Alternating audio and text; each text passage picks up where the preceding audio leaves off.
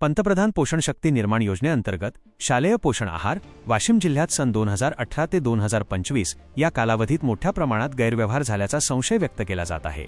या संपूर्ण प्रकरणाची विभागीय आयुक्त स्तरावरून सखोल चौकशी व्हावी अशी मागणी मंगरुळनाथ येथील रहिवासी विकास देविदास दाभाडे यांनी माननीय विभागीय आयुक्त कार्यालय अमरावती यांच्याकडे एका निवेदनाद्वारे केली आहे।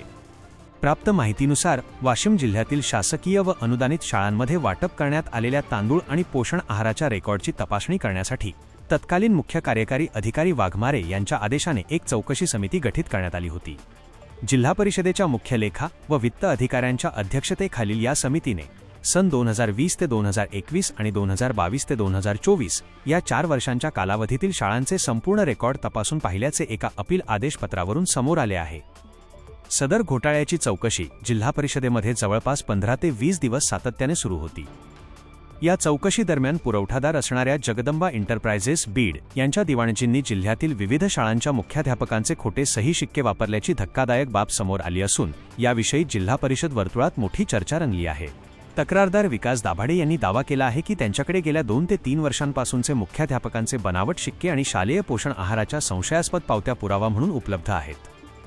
हा सर्व पुरावा चौकशीसाठी वरिष्ठ पातळीवर सादर केला जाणार असल्याचे त्यांनी निवेदनात म्हटले आहे। या निवेदनामुळे शालेय पोषण आहार गैरव्यवहार प्रकरणात आता विभागीय आयुक्त स्तरावरून काय कारवाई होते याकडे सर्वांचे लक्ष लागले आहे। अशा नवनवीन बातम्यांसाठी चॅनलला सबस्क्राइब करा आणि पाहत रहा MH न्यूज मराठी।